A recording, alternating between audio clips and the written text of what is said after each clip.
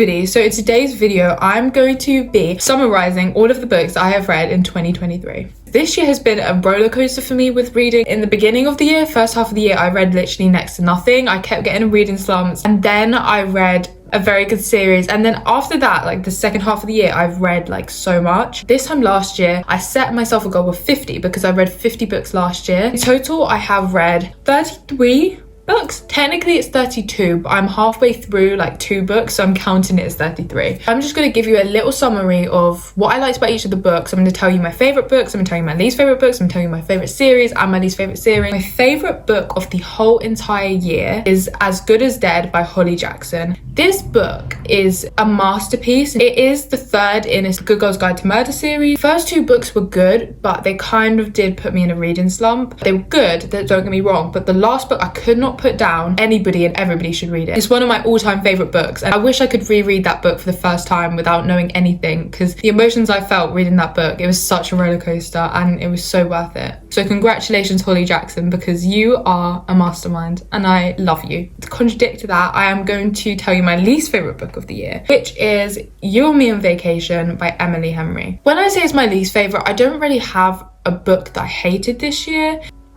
I mean, yeah. The only reason I read this book is because I bought it years ago when I was in my Colleen Hoover phase. I was in my booktok phase. I'm still in my booktok phase, but in terms of the fact that I was just buying every single book I saw on booktok, didn't even know what it was about. So the only reason I actually even started this book is because I bought it and I don't like wasting my money. I don't like miscommunication, and I don't like friends to lovers where they cause so much upset to loads of other people that they're in relationships with because they just can't open their eyes and it's so obvious they like each other and they can't admit. It annoys me. And also the characters are so plain, the plot so plain. There is no plot. My favorite series of the year is probably one of the ones that a lot of people don't like, but I love it, so I don't care. It is the Devil's Night series. I only have 2. This is the series that made me re-fall in love with reading. I could get emotional talking about it, and it's really, really funny because right when I started the series, I hated it. I started the first book and I read half and I was really liking it, and the second half made me so angry. I decided to give it another go a couple months later, and I read the second book and I was in love. I fell in love with the series, I fell in love with the characters, I fell in love with everything about it. That's why I bought these 2 books, because even though they're so expensive and they're like massive, and I had to buy them because these books are changing my life. I'm literally going to reread this series every single year in October for Devil's Night. If you know, you know. I think the thing that I love most about them is, even though it's escapism, I love reading for escapism, that's the reason I read, but I also like realism, and this book, like, it's not all sunshines and butterflies. The characters aren't all amazing, you know, none of the characters are amazing. There's faults with all of the characters. These characters have gone through some very traumatic stuff, which I think makes it realistic, but it also like makes you love them more because they're human.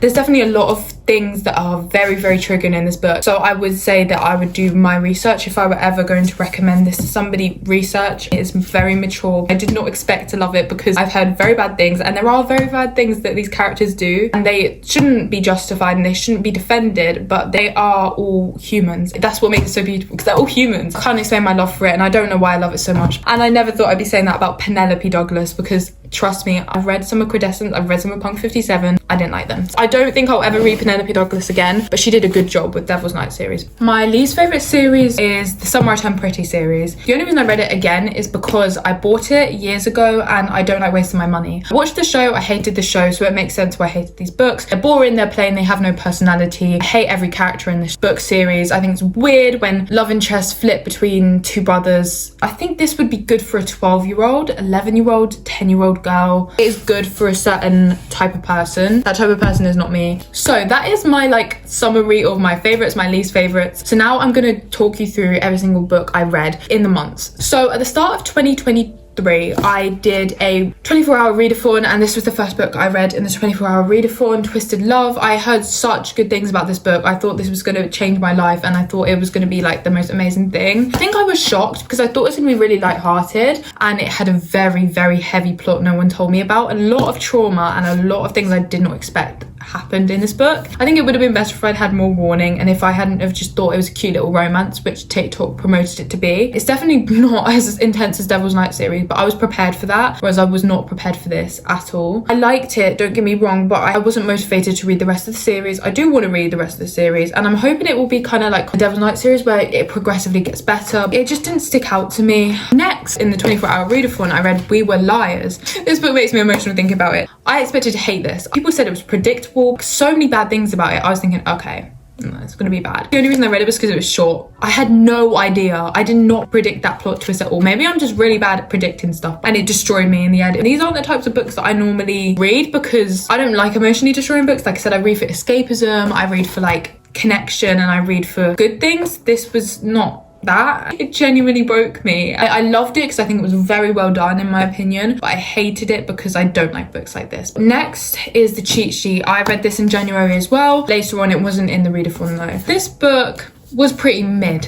I don't really remember it, to be honest. It was another Friends to Lovers, another miscommunication. I did like it because it's a sports romance and I love sports romances. Actually, it was quite cute. Now I'm thinking back to it, it was like a year ago I read this. I think it was cute. It was good. It wasn't amazing, but it was good. So that is all that happened in January. Now in February, I only read one book. I read A Good Girl's Guide to Murder. Like I said, it took me a long time to read it. It took me a lot of mental capacity to get through it. And in March, I only read one book again. I read Good Girl Bad Blood, so same thing happened. And then in April, I read As Good as Dead. I read that really quickly, obviously. And then I read Killjoy, which is the like prequel of A Good Girl's Guide to Murder. It's quite cool because it hints at like things that you find out in later on in the series, but obviously like you wouldn't have picked up on it if you just read that first. So it was really cool being like, oh, I know why you're acting like that. I know why you're saying that. Overall, the whole series, one of the best series ever, but I will say the first two books were long for me. It took me a long time to read them, but the last book, genius. Then after that, end of April, I read Shadow and Bone. The only reason I actually started the series is because I wanted to read Six of Crows, and I've heard such amazing things about Six of Crows. I've only got 2 books here because I'm lending one. I started watching the show. I hate the show, but that's only because I've read the books and the plot is completely different, and I hate when they do that. I hated the main character of the Shadow and Bone series. I hated the love interest. I hated everything. The end of the series was bad, like so anticlimactic, and it definitely caused me to have a massive reading slump because I read the first book in April, and then the second book I read in May, and in June I read no books. I was continuously still getting through the last book. In July I gave up, and that's when I started reading Corrupt because I was like, I need to read something else because the Shadow and Bone series is just not doing it for me. Finally, in August I read Ruin and Rising, so it took me approximately 3.5 months to read a series, and the books aren't even big at all, they're pretty small. But it was good to know about the world to prepare me for Six of Crows. In August, the end of August, I read Six of Crows, and then I read Crooked Kingdom in September. The series was a lot better than Shadow and Bone. However, did I think it was a little bit overhyped? Did I love it? I'm going to think about it forever, and it's like emotionally connecting to me. Do I think it could have been if it was 100 pages shorter? I think the books are way too long. They spend about like 20 pages just planning what they're going to do, and then the actual plan that they do is like 5 pages. They spend another 20 pages planning. I know it's trying to connect you to the characters, and don't get me wrong, the characters, Kaz, Inej and Jesper, literally I think about them all I don't think about them all the time, it's a lie, but like anytime I see like a TikTok or something of them, I'm like, oh. And I love the plot, but it felt like such a marathon to read it, and I don't like when books feel like that. I can read long books any day if it doesn't feel like a marathon, doesn't feel like I'm forcing myself to pick up a book. Even though I'm liking it and I'm really attached to the characters and I really like the series, the chapter's long, the book's long, it's just long, and I don't like that. But I really do like this series. It's a lot better than the Shadow and Bone series, but I do think they're overhyped. I was expecting more. That's why I don't like when books are hyped up on TikTok and stuff, because you're always disappointed because they never turn out as good as you thought. In the rest of September, I read Hideaway, second book in the Devil's Night series, and that's what made me fall in love with the Devil's Night series, and that's what made me fall in love with reading again, because every month before I'd read 2 books, 1 book, no book. As soon as I read Hideaway, in October I read 7 books. In November I read 5, and in December I've read 6.5. This is like one of the books that was in competition for my favourite book of the year, because I love the Hunger Games series is my favorite thing in the world. I love it, and it really makes me so emotional thinking about it because it is one of the series that is in my heart and so connected to. I can't get over it. I'll never get over it. I think about it all the time, and it's changed my life in such a weird way. A lot of people don't understand how attached you can get to books and movies, and this did not disappoint. Suzanne Collins knows what she's doing with writing. The internal dialogue of Coriolanus Snow, the villain origin story, amazingly done. However, the movie, horrible. Everything was in the movie, don't get me wrong, like it was book accurate, but the only thing that was missing was the internal dialogue, and obviously you can't write the internal dialogue in the movie, I get that, but it felt like someone watching it, especially not reading the book, would be rooting for Snow. And that's why now I see on TikTok everybody simping over Snow. He has cabbage breath. If you read the book, you would know he has cabbage breath. Not attractive. It's given Tom Riddle. Tom Riddle's kind of like the same. I don't mind when people simp over characters that, you know, maybe are a little bit crazy, but when they're pure evil, like Coriolanus Snow, like Coriolanus Snow is the devil. If you read the book, if you actually understood the book, he's so evil that I don't understand. I couldn't love him in any way. I can't see him as attractive, especially because I have such a big attachment to the rest of the Hunger Games series, and seeing everybody love this evil person, even if they are a fictional character and it's all fictional, it's still kind of like not nice to see because people missed the point of the movie. And I kind of thought after the movie came out, everybody was talking about how evil Snow was, how awful he is, but instead everybody was just talking about how attractive he is, and it just defeats the point of the book. I've lost a lot of respect for a lot of people who support him or like think they could change him. Like, I'm all for that when it comes to Damon, Salvatore. Yes, they've killed people, yes, they've done wrong things, but they have emotions and they change, and they also have a good side. Coriolanus Snow is evil, and it purely shows that looks are like the biggest thing in the world, you know. Pretty privilege is such a big thing in this world, and it's so sad because people will defend the most evil people just because they look good, and that really shows where the priorities of this world are. You know, it is what it is. I'm all for like simping over characters. I love it. I love simping and being like, oh, they're good looking, but when it comes to him, I get so upset about it. So anyway, after that I read Kill Switch. I really loved this book. I literally read Kill Switch in 10 days, which is a massive book, by the way. Then I read Conclave in a day, but it was a little novella, and it basically sets you up for the last book, which is Nightfall. At that time in October I was reading Nightfall, and I was also started the Legendborn series. I kind of like, sometimes instead of getting into a reading slump, I'll read 2 books at a time. So then if I'm not feeling like reading one book, I'll feel like reading the other book. I finished this first, and this is Legendborn. This is so underrated. I know it's still like a booktok book and people still talk about it, but Tracy Deonn did a great job. It was so cool to see a Black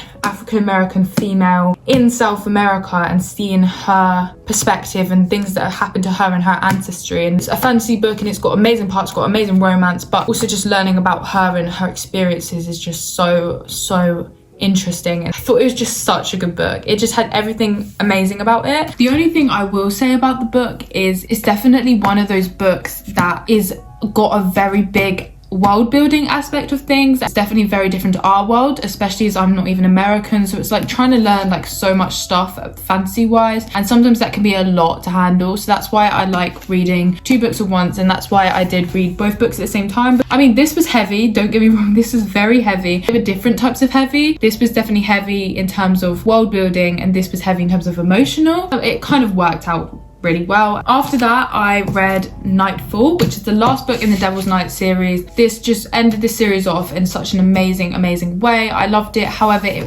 was a little bit long. It did feel like a marathon at times, but for the most part I absolutely loved it, and I read it so quickly considering how massive it is. And there was actually a little novella in the Devil's Night series, which was a Christmas novella, which I read straight after that, which was called Conclave. The funny thing is that I downloaded it in Spanish because I wasn't going to pay like £10 for a tiny little novella, so I had to download it, and the only one I could find was in Spanish, so I downloaded it in Spanish, and every single page I had to like translate it. The novella was called Fire Night, not Conclave. The last book I read in October, The Fine Print. A lot of people say that this book isn't that great. I personally really liked it. It was a very light-hearted book, but for some reason it didn't feel boring. It was just easy to read. I thought it was really nice. Then in November I read the second book in the Legendborn series. There's one more book to come, and I'm so excited. This was even better than the first book. book. I literally love these two people. They're my parents. I just love it. Again, it was obviously heavy at times in terms of learning about the world building. It did not end in the first book. It was worth it because it was amazing. Then I read the second book in the Billionaire series, the book after the fine print, which is Terms and Conditions. This was just a really, really good book. I loved it. I thought it was amazing. Then after that, I read the Summer I Turned Pretty series. I'm not going to talk about the series any longer because there's not much I can say because it's just boring, but it meant that I read 3 extra books in that month and it didn't take me long to read them at all.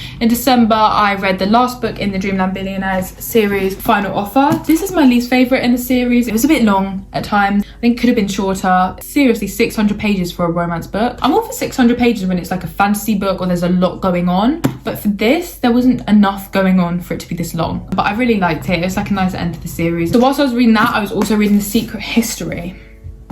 I'm about to get very hated for my opinion on this, which is absolutely fine. I'm willing to because everybody has a different opinion and everybody's opinion is valid. I personally think it is the most overhyped book I've read ever. I'm just really, really confused about this book. I've watched loads of explanation videos. I understand, but I also really don't understand.